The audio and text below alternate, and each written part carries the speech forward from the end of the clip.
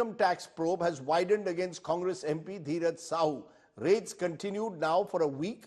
More businesses and distilleries have come under the income tax sleuth's radar. So far, sources say 351 crore rupees in cash, 3 kilograms of gold have been seized. The Congress is distancing itself from Sahu. But who will answer for the cash mountain? It's our other top story.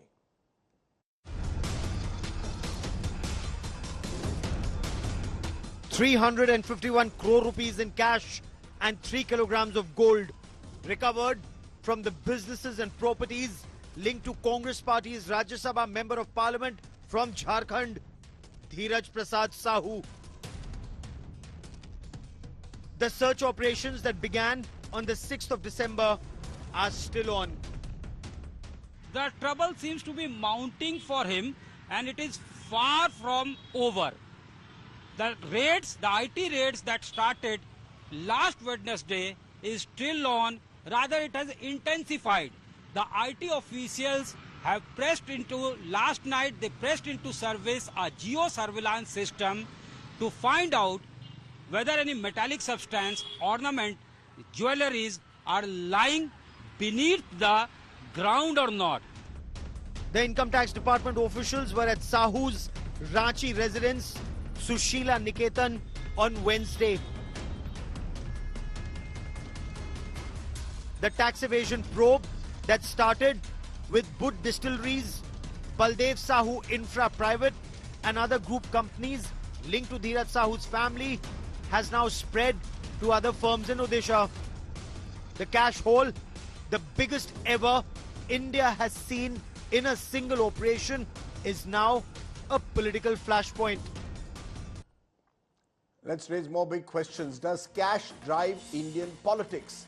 Has this massive cash haul ended up embarrassing the Congress? Will corruption become a poll issue leading up to 2024? Jayaprakash Narayan, founder Lok Satta movement, who's been speaking out on money politics for a long time, joins us. Madhu Yakshigaud, Congress spokesperson and its leader from Telangana with us. Sanju Verma, BJP spokesperson with us. I want to ask you, Jayaprakash Narayan, I speak for the citizens. Just please lower the volume of both the politicians. Jayaprakash Narayan, you know, we've just seen an election in Telangana. I was there. I was told amounts that was staggering, that average 30-35 crores were being spent per constituency.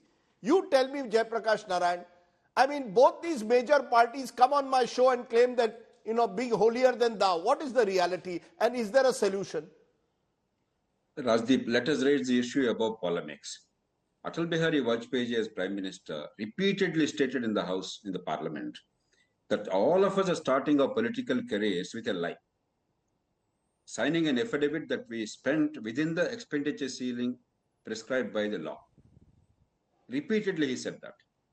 So if we forget the political attacks on each other, there is a deep crisis, particularly, you said Telangana quite rightly. Southern states are the worst, minus Kerala, Andhra Pradesh, Telangana, Karnataka, Tamil Nadu. Madhu knows very well. Only thing is, it's very difficult to admit publicly when there is a deeper crisis. It's not about this party or that party.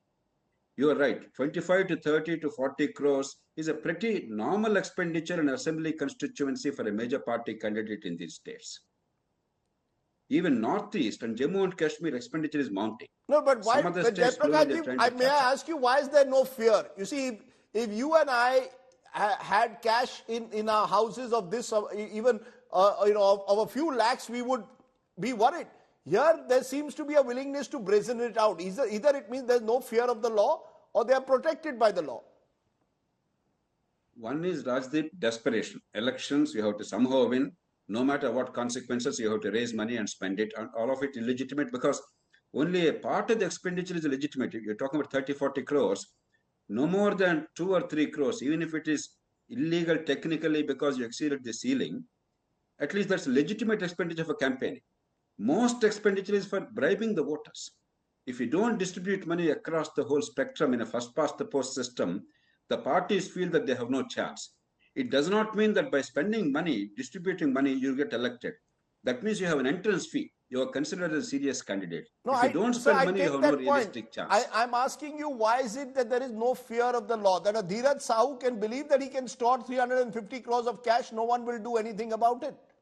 as I said, A, desperation, B, everybody knows it's a game played by all the parties. And increasingly, the party in power is denying the access to cash to the party in opposition. In some states, that's happening.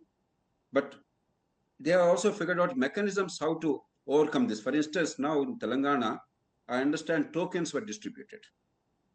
Even before the election was notified in some constituencies, large quantities of in-kind things like pressure cookers, etc., in the names of individual voters with all Aadhaar cards, etc., with receipts, they were all, orders were given, they were all ready and they were distributed. So unless you figure out a way of addressing through electoral system change, merely by regulation and enforcement, if you think we can stop it, I think we've gone too far beyond that. So you believe the parties must come together and honestly elections say are the there root is of a it? problem. Are Let you us all telling stop me this elections are practice the and see root of what it? happens. Or we must switch over to an electoral system like proportionality model with certain changes required to suit Indian conditions, so that the incentive for the candidates and the parties to bribe the voters disappears. Because in that case, the vote share will determine the seats, not winning one more vote in a constituency. Okay. It's a systemic problem. In a country where millions still live on the margins or below poverty line. That's the disappointment. And instead of holier than thou statements made by various government ministers, it's time that they acted against all, each and every one of them. No washing machine, no cash machine. That's what we want. That's when we will believe that the system is actually working in the interest of the common, honest citizen, tax-paying citizen of this country. And I want each and every one of you there, viewers, to think about that.